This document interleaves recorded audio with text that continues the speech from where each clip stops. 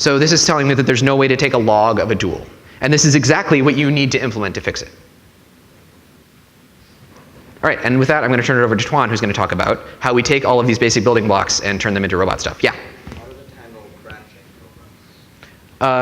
robots? So you mean this particular kind of differentiation? In this mode, what you get is the derivative of the branch you took.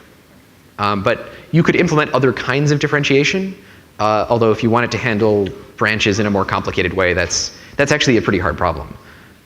Yeah, but so ifs will work just fine. You'll get the derivative of the path. All right. Is this on? Yep. Can you hear me? Test, test. Yeah, okay. All right, so now we'll switch gears and start talking about robots more. So we've built a number of tools in Julia for doing robotics. And we sort of had to start from nothing, of course, because the language is only 5 years old. But we've made quite a bit of progress. And so the story I'm going to tell is not that we've solved everything and everything is already available. And like OpenSim, you can just do all of your research right now using pretty much a GUI even. You'll still have to build your own things, but I think we have a pretty solid foundation now. So we have this Julia robotics organization. So on GitHub. It contains currently 21 repositories. I guess it's 18 actual Julia packages for doing all kinds of stuff. So April tags, these visual fiducials, rigid body dynamics. This is visualization, inference, whatever. Well, not whatever, but we have a pretty decent collection at this point. All right, so I'll talk a little bit about the package that I spent the most time on, RigidBodyDynamics.jl. So it's a package for computing the dynamics of a mechanism as well as doing kinematics. And it's not itself a simulator, but it can be used to create a simulator. In fact, I have a package called RigidBodySym.jl that uses RigidBodyDynamics.jl to create a simulation environment. But you can also use it to create your controller, so something like what IHMC were showing. I'm currently building a controller exactly like that, this type of quadratic program-based controller, completely in Julia except for the solver bit. All right, so let's get going. I'm going to be using rigid body dynamics, plots, obvious what that's for. Meshcat mechanisms is going to be for visualization and base.test.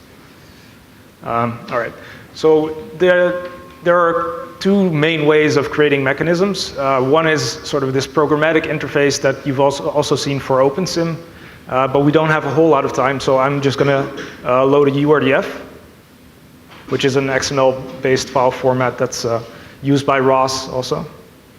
All right, so we have this double pendulum now. This is what it looks like in terms of its kinematic tree. And its type is RigidBodyDynamics.mechanism, and it's again parameterized on some some scalar type to make things generic. All right, so this mechanism doesn't actually contain any state information, so it doesn't contain like the configuration or the joint positions or velocities. That's all separated out into this mechanism state object. All right, so let's start to transition towards something more graphic, I guess. We can create a mechanism visualizer, and I'll just open it in a new tab right now. For this demo, I'll show it side by side. So here it is. Oops. Sorry about that. Can I please drag this? I will just open a new one.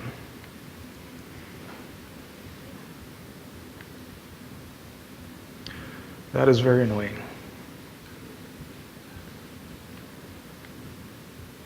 Do you want to just render it in the notebook instead? Yeah, sure. So yeah, we can do, oh, that's just this, I guess. All right, so instead of rendering it in a new tab, you can also, why is this not working? Womp womp. All right, well, I'll switch back and forth then. It's a little unfortunate. Okay, so this is our double pendulum mechanism. And we can set its configuration and velocity pretty simply. So now we've put it in this configuration. We can simulate. So rigid body dynamics, I said, is not a simulator, but it does contain a basic simulation function for demos like this. Again, RigidBodySym.jl is what you really want if you want to do a little bit more serious simulation. And then I will switch back and forth really quick and animate it. So there it goes.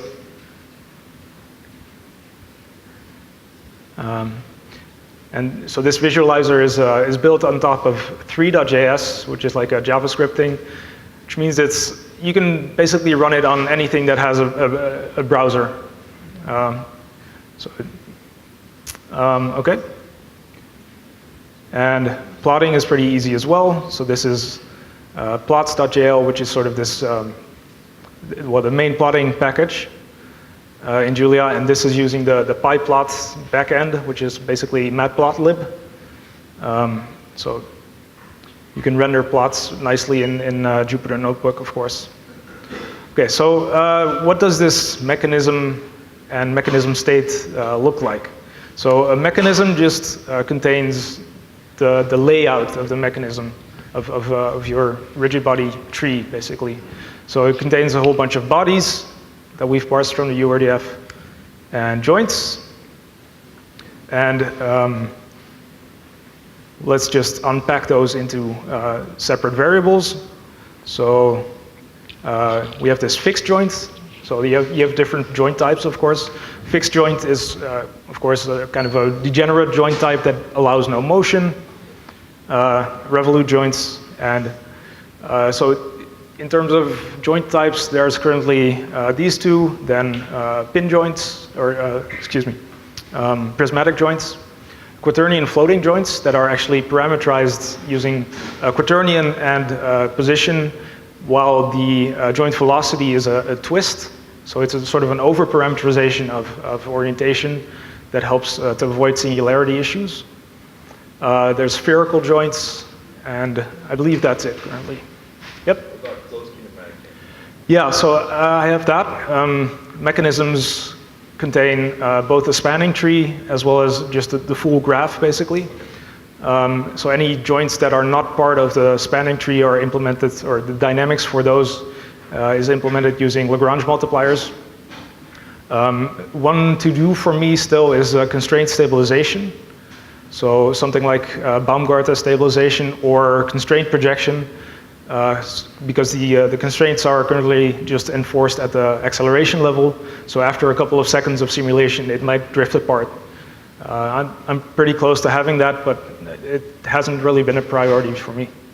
So, all right. So state, on the other hand, contains the state information. So the configuration vector and velocity vector, which you can index into using just integers, but also using joints. So here you get a subarray. So you get just one part of this, this joint configuration vector. And the way I did this is by implementing this custom vector type. So there's this, let's see, type of vector, oops, excuse me, super type.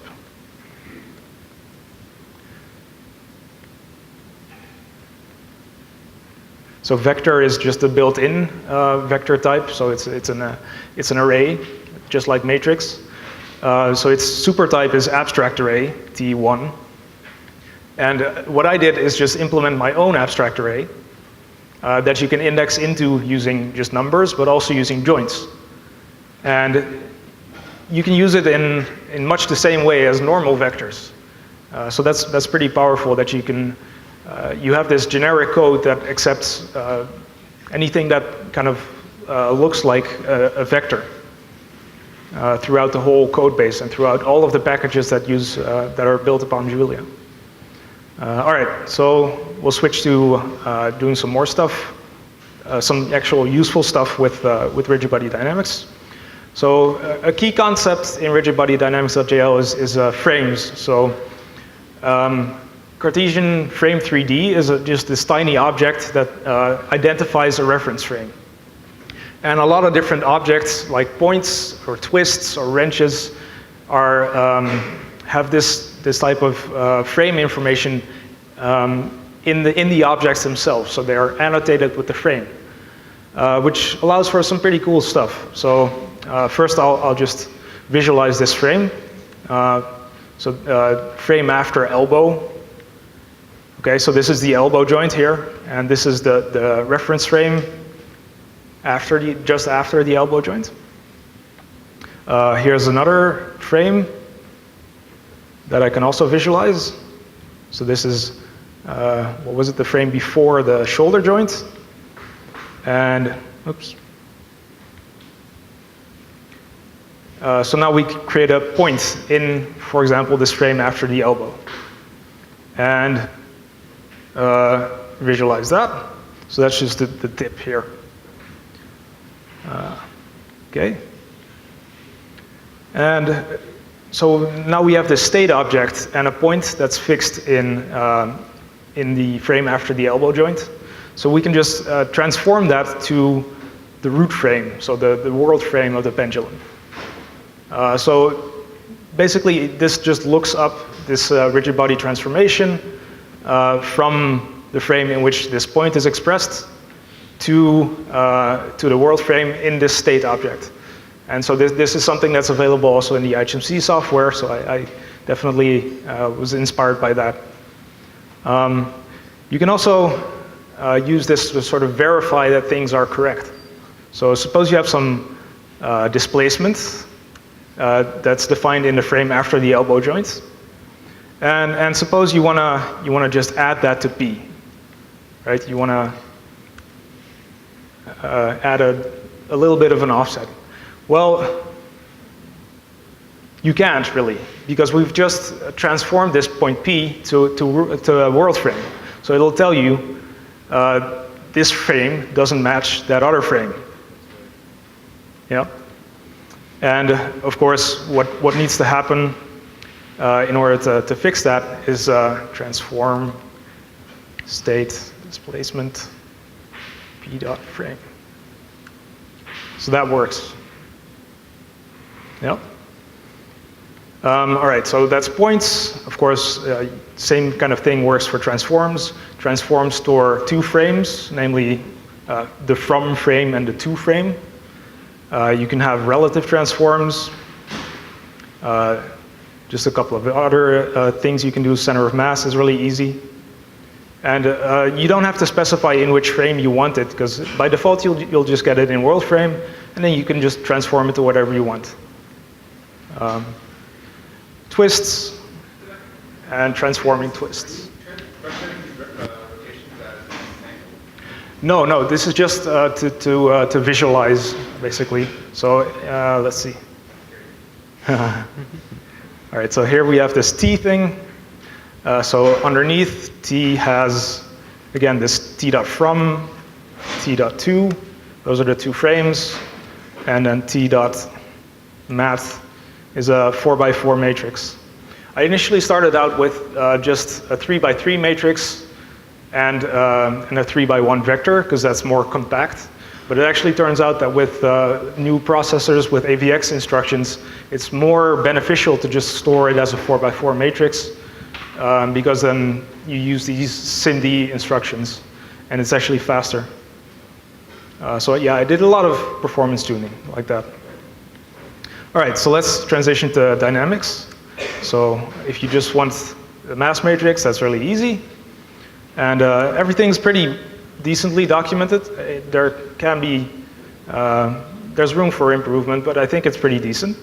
So for this, this works for any function. You just start with a question mark and then the function you want, and here's what it does. Now, there's also just the documentation, oops, right here. So this provides more information and some notebooks also to get you started, as well as, for example, benchmarks. All right. Now, this mass matrix function just allocates a new matrix, which can be kind of expensive if you do it in a loop. So there's also an in-place version, mass matrix bang with the exclamation mark. So in Julia, that's just a convention to show that it's an in-place operation. That's taken, I think, from Ruby. All right, so here we can use this benchmark tools thing again. How different is your mass matrix function have to look to implement an in-place operation? No, well, the non-in-place version just calls the in-place version after allocating the result first. Repeat the question. How different does the mass matrix bang, like the in-place version, look from the mass matrix, the normal mass matrix function?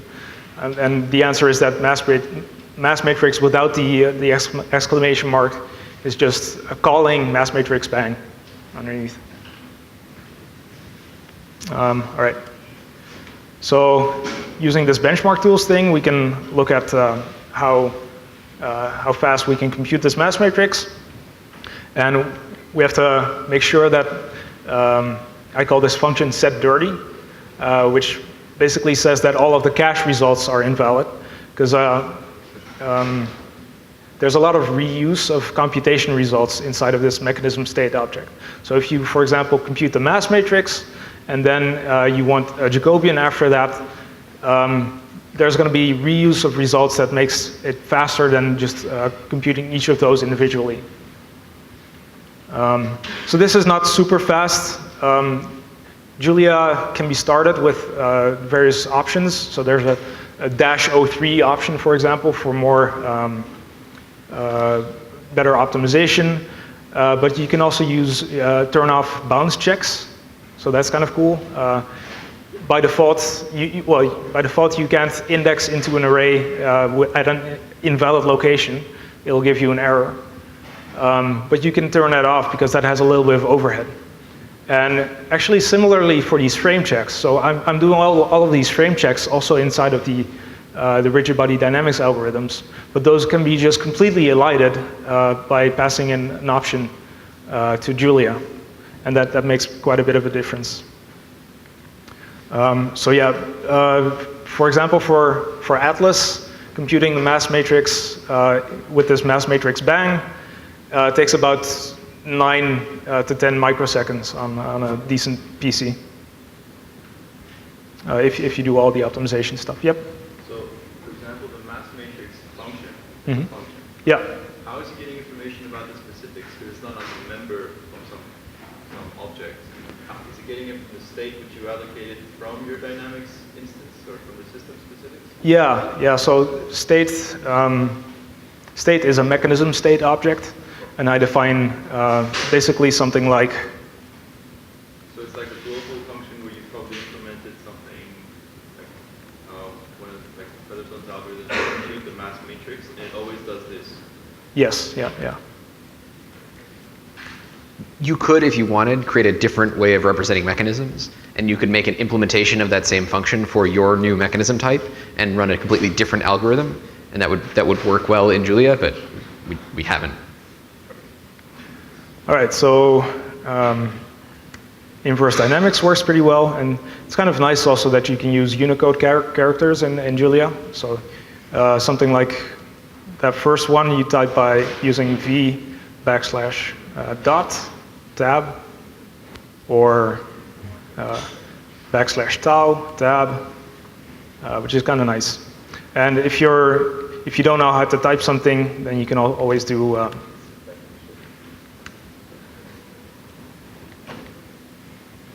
this. All right. So inverse dynamics works. So that's just recursive Newton Euler. Here's dynamics.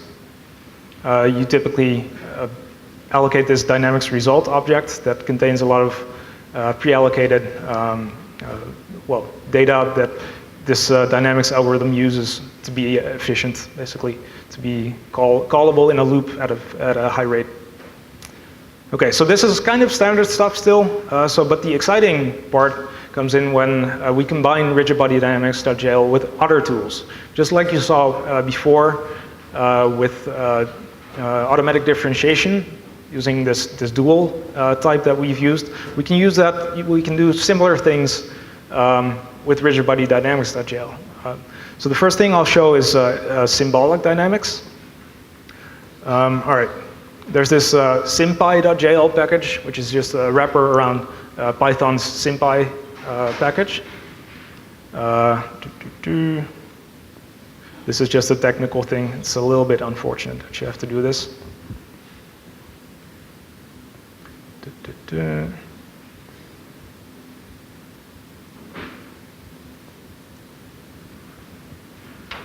All right, but the point I'm going to make is that I'm going to pass in different scalar types into these algorithms, which I've only coded up once. And now I have a whole different view of the dynamics of the system, basically, that I can use for other things, for analysis purposes, for example. So using SymPy, I create these vectors, and then I'm just calling mass matrix of mechanism state double pendulum, Q and V, where these Q and V vectors are now vectors of SymPy variables, basically. And then you simplify that. Of course, this won't scale to something like Atlas, but it's nice that it's available for small systems. So this is just with symbolic configurations and velocities. But you can also have symbolic parameters if you create the mechanism in a different way, basically. You can't use the URDF thing because it's unclear what the parameters would be. But if you use the programmatic interface, then you can definitely do that. All right, so automatic differentiation, you've already seen it. I'm not going to implement my own dual type. Instead, what I'm going to do is use this package called ForwardDiff.jl, which already has done all of that for me. And the way it works, at the most basic level at least, is it expects if you want the Jacobian of a function, then it expects a function that takes an abstract vector and returns another abstract vector. So let's try to take the Jacobian of the momentum of the whole robot, so the total momentum, with respect to the velocity vector v. Well, I can just, in this function, create a new mechanism state based on the double pendulum that we've already created, set the configuration and velocity, compute the momentum, and convert it to an array, because momentum is also one of these types that have their own frame information attached, basically. But it's easy to convert to a normal vector. All right, so let's first just make sure that we haven't done anything stupid by just comparing it to directly calling momentum state and converting that to an array. But the nice thing is that this function sort of fits the interface that ForwardDiff accepts now. So we can do this in order to just compute the Jacobian. And of course, maybe people will know that the Jacobian of the momentum of the whole system with respect to joint velocities is just this matrix called the momentum matrix. So there's actually a specialized algorithm for that as well in RigidBodyDynamics.jl. So this is just a test to make sure that that works. That's the same. So here's J, and here's momentum matrix state. And again, so this is one of those types that are that are annotated with frames. So those are approximately the same.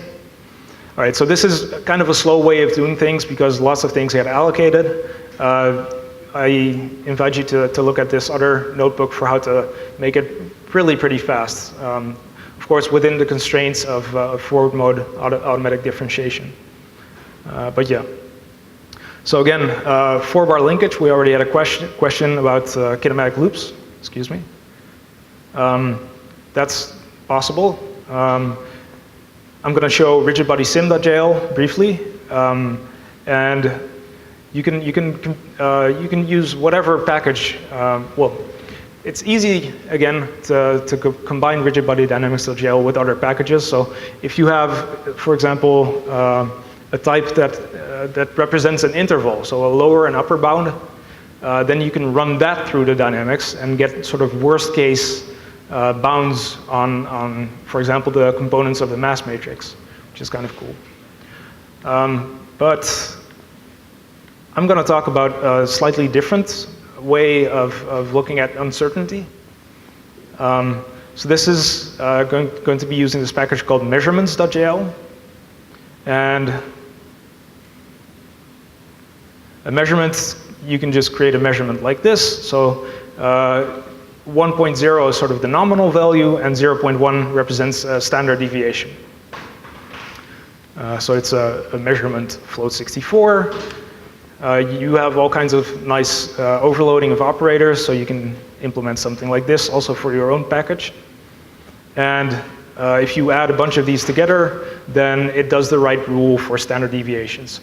And so this is all based on sort of a linearized error model, so it's, of course, it's not completely right for nonlinear dynamics, for example, but it gives you an estimate, at least, of uncertainty.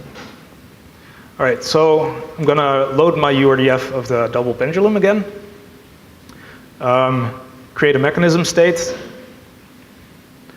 but now parameterized on this other scalar type, measurement float 64. Set the velocity to 0 and use some configuration that has a little bit of uncertainty in it. So this is using this package RigidBodySym.jl for simulation. Unfortunately, I don't have time to show it more, but you can basically just create an object that represents the dynamics of the mechanism. This is the interval over which we're going to integrate the dynamics and create an ODE problem. So this is actually something from Differential Equations.jl, which is a package that, well, honestly is probably one of the best implementations of many ODE solvers and also other differential equation solvers available in any language. So we're going to solve this problem using just a simple RK4 integrator, for example. Okay, so now this is the final configuration here for this simulation. So even though we only started out with uncertainty in the joint positions, not in the joint velocities, the uncertainty has propagated into the joint velocities as well. The whole package in there, you call it uncertainty, or somebody else wrote it, or you wrote it? No, somebody else wrote this, measurements.jl. They put it through all the math and trigonometry and everything else. Yeah. And yeah, the nice part about Julia is that it's actually possible to take someone else's work on that and combine it without either of the authors being particularly aware of each other. So implementing this took maybe a day, like 1 or 2 operations were maybe missing, so you contribute that back to the package, and now somebody else can use it, or that just has more functionality. Yeah, yeah. Can you find the uncertainty in the derivatives? I haven't tried, but so this measurement type is again parameterized on the type of the nominal and standard deviation. So maybe it works, yeah. Depending on how well these other packages implemented their software and whether they thought about that use case. All right, so all right, skip that. Okay, so now I'm going to use actually a different plotting package called GR. It's made in C++. But here's the elbow velocity. So the red line is nominal, and blue is a standard deviation, 1 standard deviation off. Okay, so, oops. So we'll start from a different initial condition that has a bit more velocity initially. Again, just rinse and repeat, create the problem and solve it using an RK4 integrator. You already know the answer now. So you see that at some point the uncertainty increases a lot because of chaotic behavior, basically. And then if you add some damping, it's reduced a lot.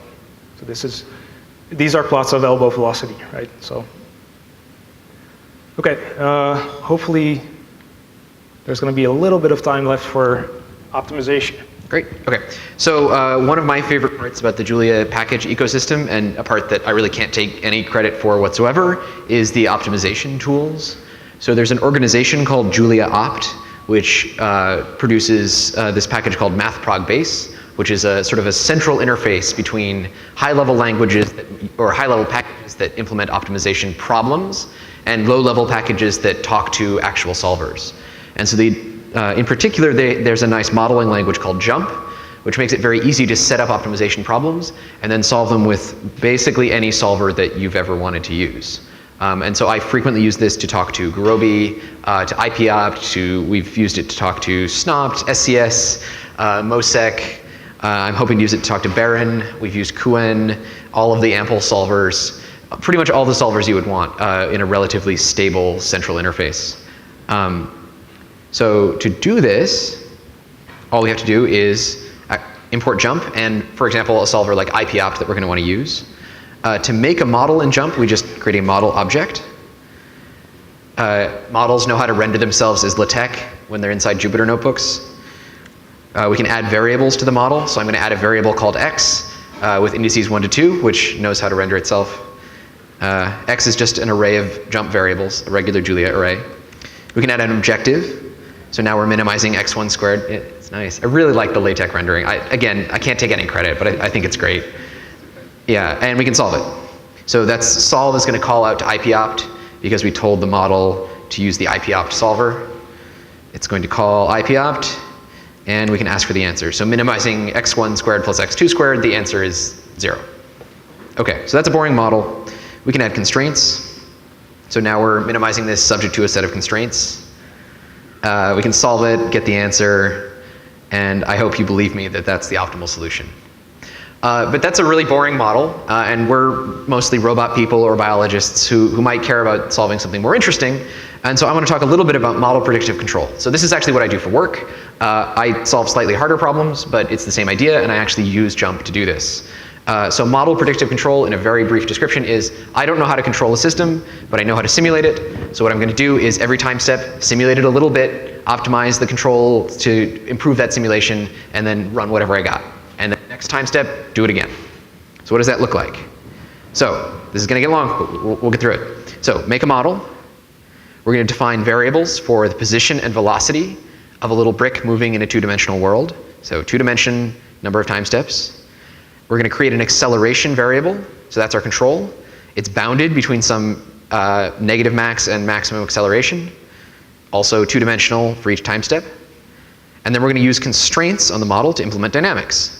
So the constraints are velocity at one time step is just the velocity at the previous time step, plus the acceleration times the delta t. Unicode delta, it's nice. And position is position plus velocity times delta t. So that's it, that's physics. We've implemented a little bit of forward Euler integration and a little bit of F equals ma. Okay, we're going to add an objective, which is something like, let's minimize the position at the end, and let's minimize the velocity at the end. So just get to the origin. Go to 0, 0, and don't be moving. And that's it. We have some initial configuration and some initial velocity, and we solve the model. Oh no. Oh, Twan, what have I done? I typed something. It's fine. Control Z. We're good. All right, so there's the answer. So we solve the model, we get the values. We can even use the Julia plots package, which you've seen before, to animate that result. So I'm going to actually plot for each time step what the result of the optimization is, and I'm going to render that to an animated GIF eventually. This is not the fastest thing in Julia. All right, so there's an animation. So this is my trajectory that I've planned, and I've animated the robot moving along that trajectory. Okay, so I said MPC is just do that at every time step, so let's do that at every time step. I'm not going to go through the code exactly, but if you'll trust me that this is an exact copy and paste of what's above, but I put it in a function so that you can run it from any initial position and initial velocity. So I'm going to set up the same optimization, same variables, same constraints, same objective, and just constrain that whatever your initial position and initial velocity are, that's what's going to be used in the optimization. And that's all I need to make a controller. So to use it, again, I'm going to make an animation. So what I'm going to do is run the MPC from wherever we are to get a plan. I'm going to draw that plan on the animation, and then I'm going to simulate. This is the world's worst simulator. I wrote it. And what we're going to do is we're going to pull the control out of the plan, and we're going to update v. So v increments with acceleration times dt. Position integrates with velocity times dt. This is not a good ODE system. Don't do this, but it'll work well enough for this demo. And I'm going to use that, and I'm going to make an animation of the robot over 80 time steps, just as soon as it finishes rendering GIF frames, which might take a moment. I feel like this was faster on my computer, Twan. I don't know why, though.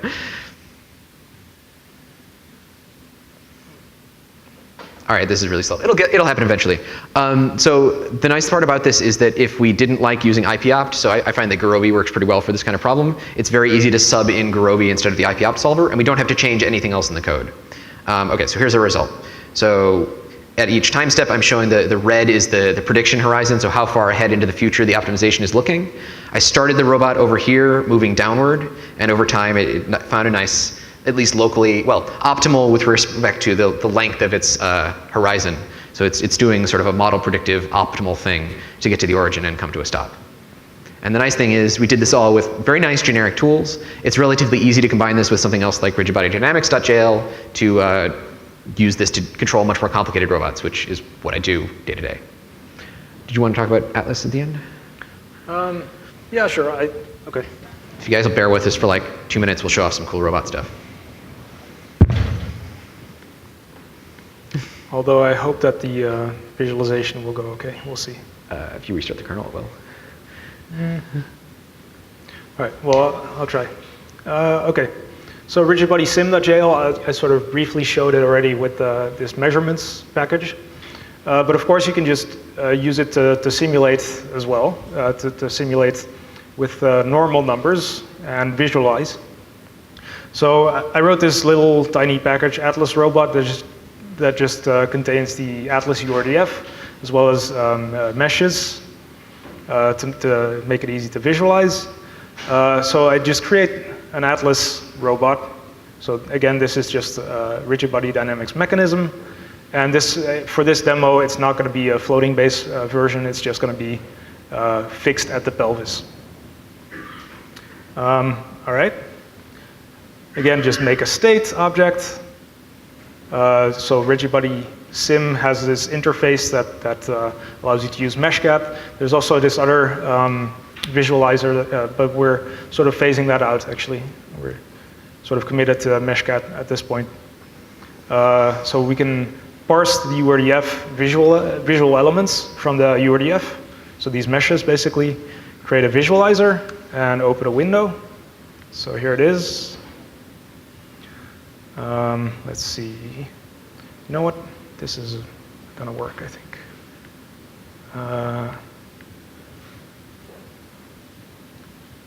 It is not. Oh, I know what.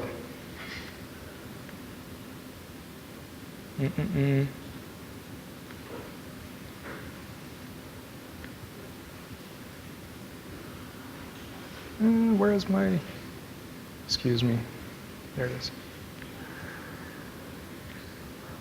No, where is it? Okay. Should we take questions while you work on your layout? Sure, cool. sure. Anybody have any questions while we're standing here moving windows around? Yeah. So, you guys are putting this on an actual system. Does Julia have any guarantees for determinism?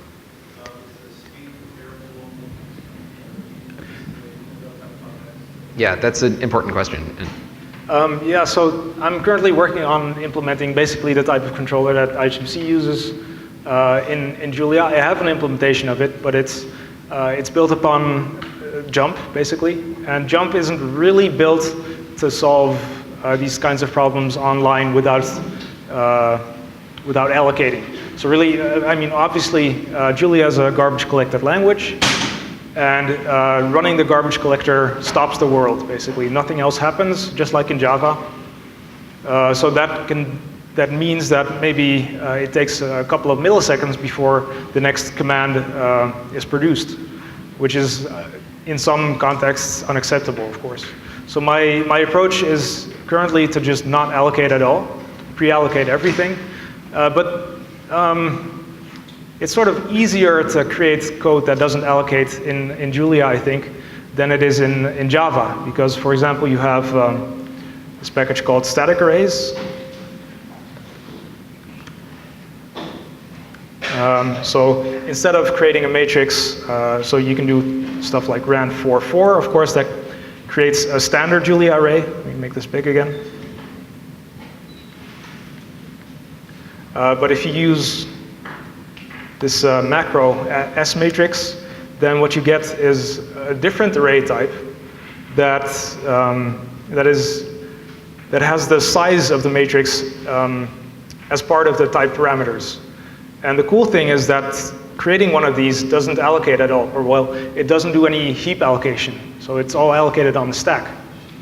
So whereas in Java, at least as of currently, only primitive types are allocated on the stack. And if you make any kind of object that contains primitive types, it's allocated on the heap. In Julia, you can have these composite types, as long as they're immutable, they don't allocate at all. So let me just do a quick demo of that, actually. All right, so let's say we just want to do a benchmark of matrix multiplication, A times X. Setup is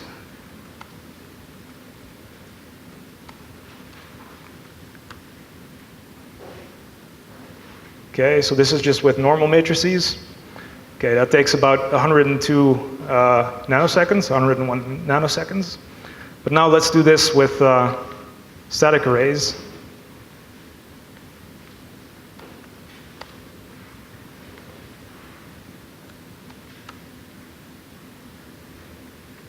So that's 4 nanoseconds and 0 bytes of allocation on a heap. So static arrays implements basically the fixed size array component of eigen in pure Julia code. So it's pretty nice to work with, and yeah, I mean, there are slight modifications you have to do to your code, and of course there are constraints related to having to know the dimensions of stuff in advance. But yeah, it's a bit more flexible, I think, than having to pre-allocate absolutely everything like you do in Java. And of course, this static arrays package is one of my dependencies for RigidBodyDynamics.jl. I use that heavily. So basically, if you want to have a fast RigidBodyDynamics package, this type of fixed size matrix library is kind of a must.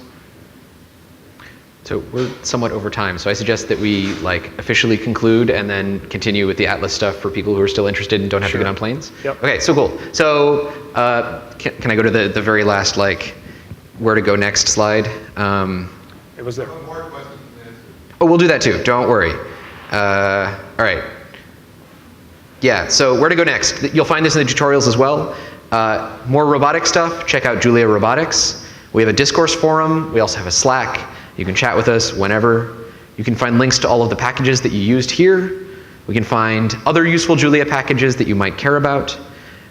You can find out where to learn more, things like the Julia manual, introductions to Julia for various subfields, and whatever else we're going to add to Julia Robotics soon. And if you want to get involved, just write code. Use Julia, try the packages, find all of our bugs in excruciating detail, and tell us about them, and we'll fix them, I hope. So I think that's it. Thanks for your attention. We'll take questions if you guys have them. Thank you.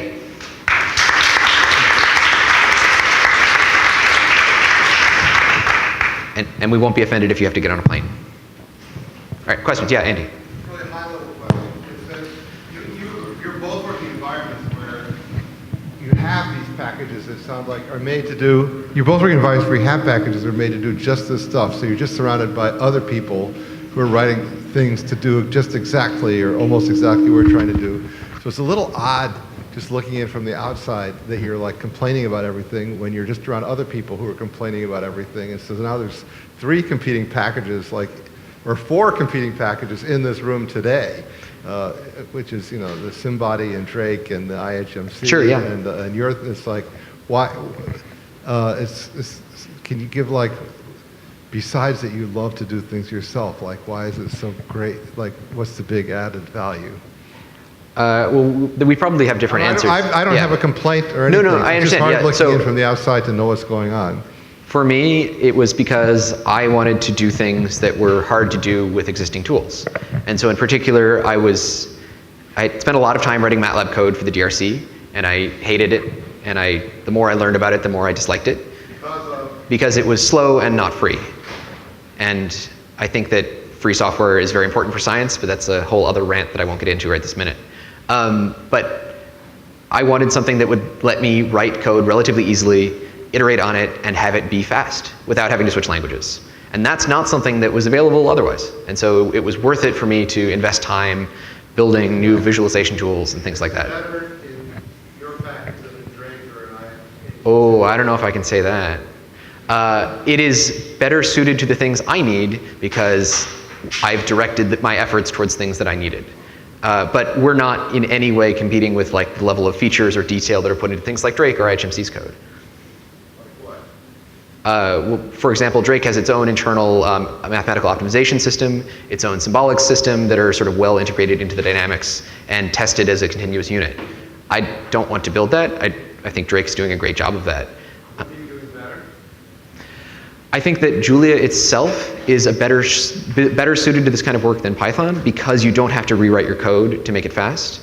I think it's better suited than C++ because I personally don't enjoy developing in C++. I find it difficult to iterate on, and I find Julia easier to iterate on, and that's important to me.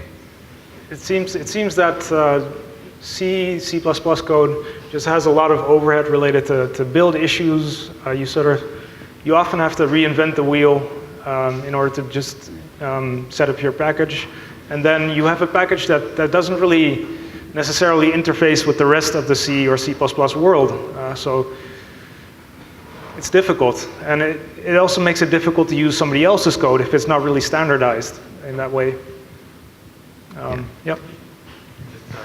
Do you think that your code is more standardized in C++ or just because it's smaller, it feels easier to standardize right now? So Julia has just standard packages, basically. I can show you real quick. Part of it is just that Julia is growing up with a packaging system, which is something that didn't happen in the case of C++. And so there's more diversity because things came later. I don't know, in 20 years, is Julia packaging going to be as complicated as C++ packaging? It's hard to say. I hope not. Can I extend that question? I'd like to extend that question to people in the audience who have opinions about it, or that they, like Jerry. I don't know what your opinion is, but you're looking in on it. What does it look like to you? Let's see here. I don't know if I'll answer your question, but I'll just say some things. For years, Yeah, sure. So the things we like about Java are the automatic garbage collection, and a lot of the stuff was what was better than C in 1999. Now it's not necessarily the case, but reflection allows you to do unit testing and things like that much easier. Just some of the standards people use in programming, actually use full names for things instead of acronyms that nobody can remember, but that's just a cultural thing. What else? It is really fast. All these things have to be fast, Julia, C, and Java.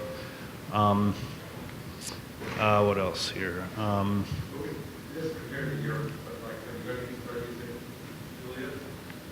I'm not sure. We'll might. Yeah. We're not going to rule things out. Yeah, and then development tools in Java are just really nice. And development tools is a place where Julia is very, very far behind something like Java. there are some development environments for Julia, but there's nothing approaching the like completeness of the Java IDEs. On the other hand, Julia is much more concise than Java, so you have less boilerplate, which means that there's somewhat of a reduced need for IDEs. I think that one of the big missing features currently is a good debugger, though. Yeah. There was one in Julia version 0.5. We're at 0.6 right now. 1.0 is going to be released very soon. The guy who wrote the debugger for 0.5 has been working on just improving the language, basically. He also wrote the optimizer for the language, for example, in the last couple of months. And so he's going to probably transition back to writing a proper debugger, but it's currently just not there. So. Then there's things like whether or not you like object-oriented programming. So as I said, that Java's amazing at object-oriented programming. So once you get in that mindset of everything in the world's an object, then it's just fun to write in Java. Had one more, but I forgot.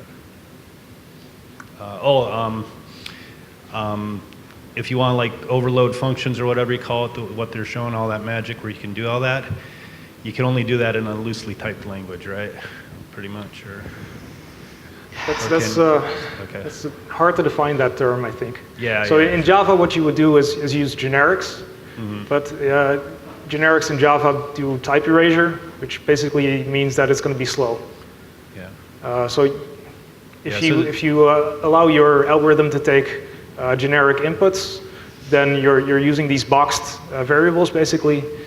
So the default, the case that you care most about in terms of performance is going to be slow.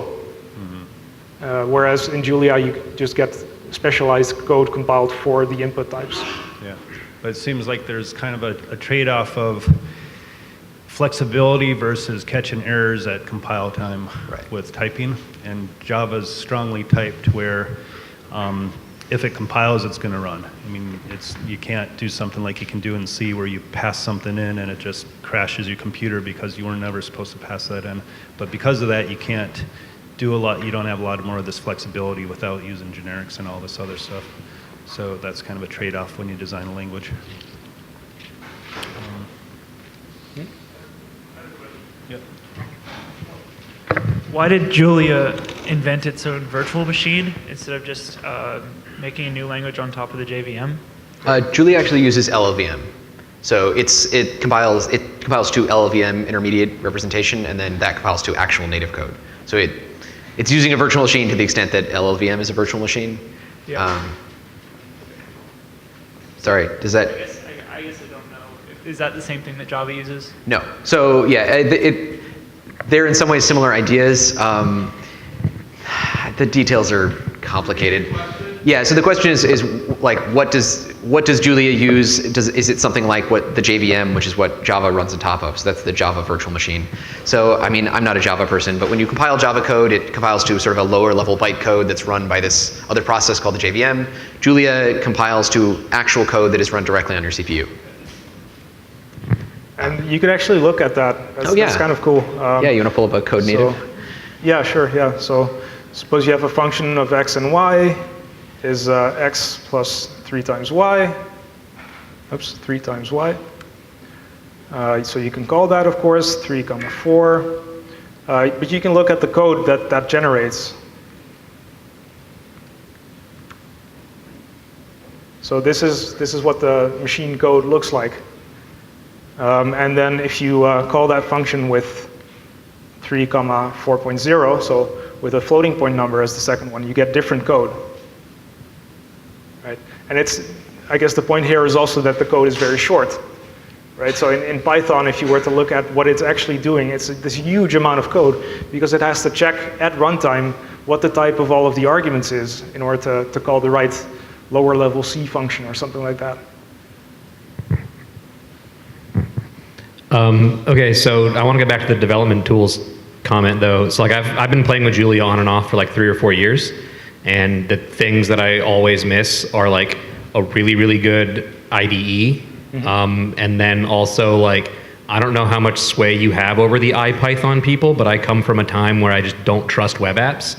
So like Jupyter notebooks are cool, but it's still, even if it's running on localhost, I also just feel weird having to type localhost :8888 into a browser. So like, what is the state of better developer tools for Julia? Because it's a cool language, but that's the thing that always holds me back from like really leaning into it. So the two main editors are Juno, which is built on top of Atom, and this VS Code plugin. I currently use the VS Code plugin, so I guess here I have it open. I'm not sure how to increase text size, but how about I open something else actually?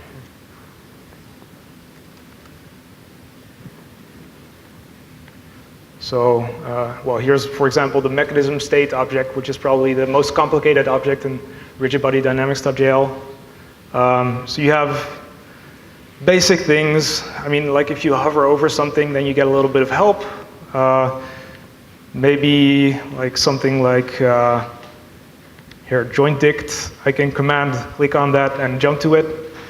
But just due to the nature of the language, it's sometimes hard to implement these types of things correctly, because you can generate code in pretty interesting ways. Let me show you something. Maybe it's better to do a demo, I think. So I hope I get this right. Let's say we have structs foo.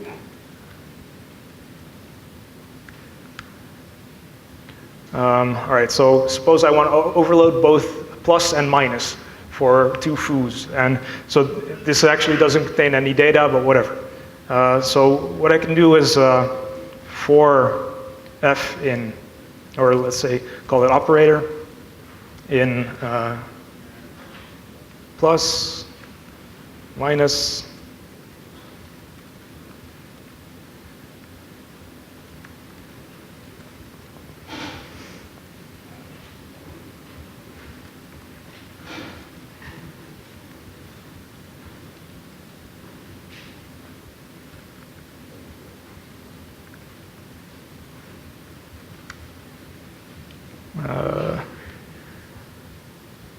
oh, of course.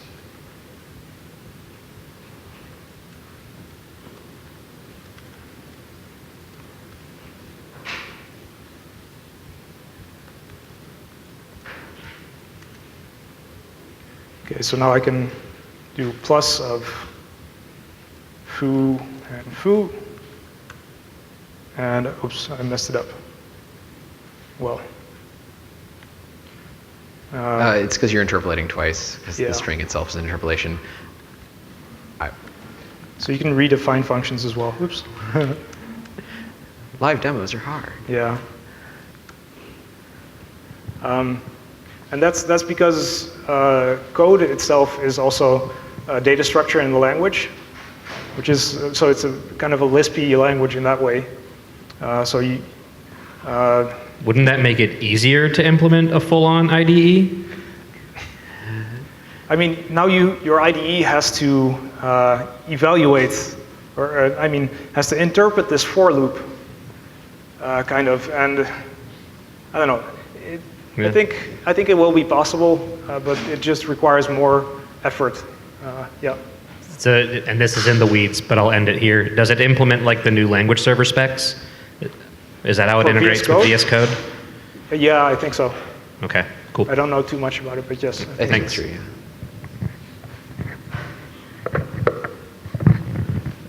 yeah. So regarding the context of the tools you've written for Rigid Body Dynamics and their interface with actual solvers and other packages and such, I don't know if this is a good question or not, but I'm interested in knowing about event handling, for example, in the solving process. Right. So I mentioned Differential Equations.jl, which is sort of one of the three components of RigidBodySym.jl, the other ones being Rigid Body Dynamics and the visualizer. Differential Equations.jl is really amazing. So initially it was basically built by this one guy who was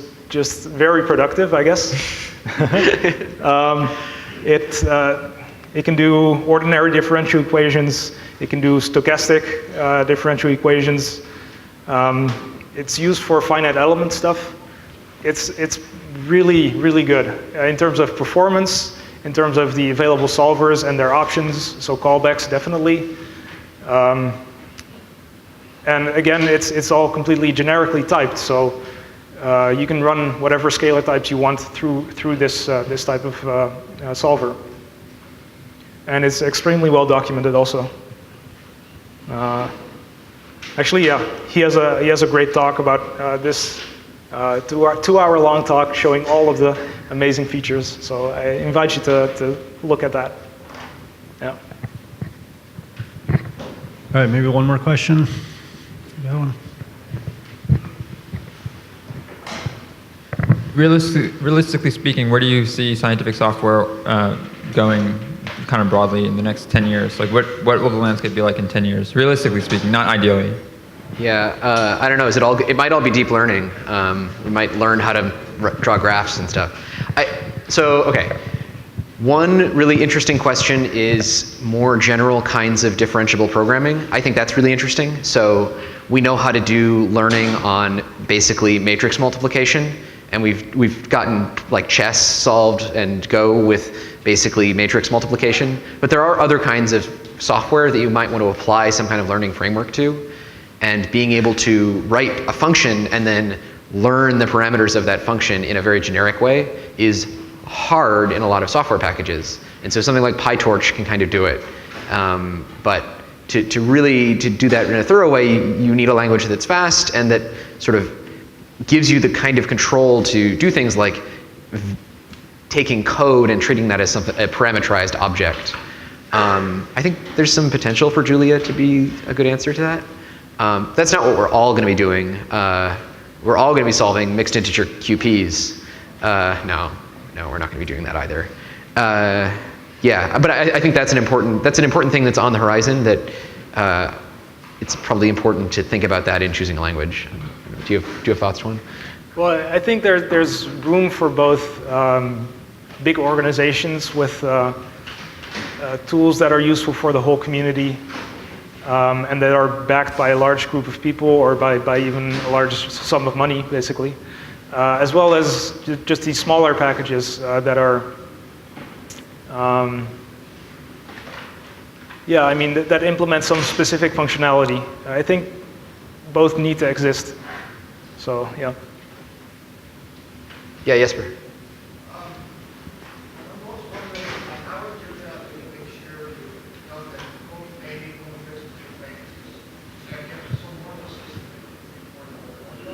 Can't quite hear you. Can we get a mic back there?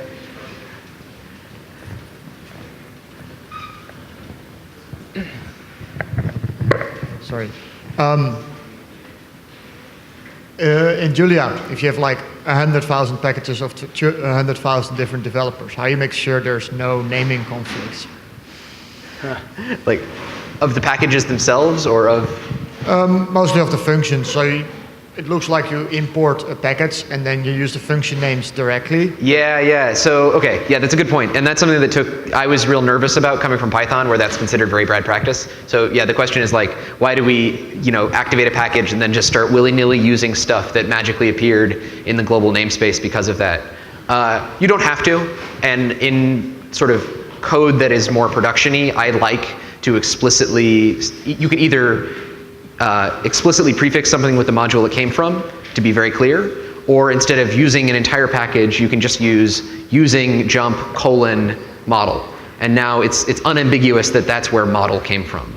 And so I find that in complicated code, it's good to be explicit, but in prototyping code, it is actually kind of nice to just have things dumped into the namespace. An advantage in Python, if you do like import star, your code will just break in all sorts of crazy, interesting ways. Julia won't let you do that. If something is actually ambiguous, if two packages export the same name, you have to be explicit, and otherwise it's an error. So it won't just casually cause your code to do sort of the wrong thing, which it will happen in Python. All right, let's finish up. So thanks, guys. It's great tutorial. And Twan, you can run your other stuff if people want, and people can come up. I'm not sure if we might be tearing down the tables and stuff, but if you want to see what Twan's got to show with the robots, stick around.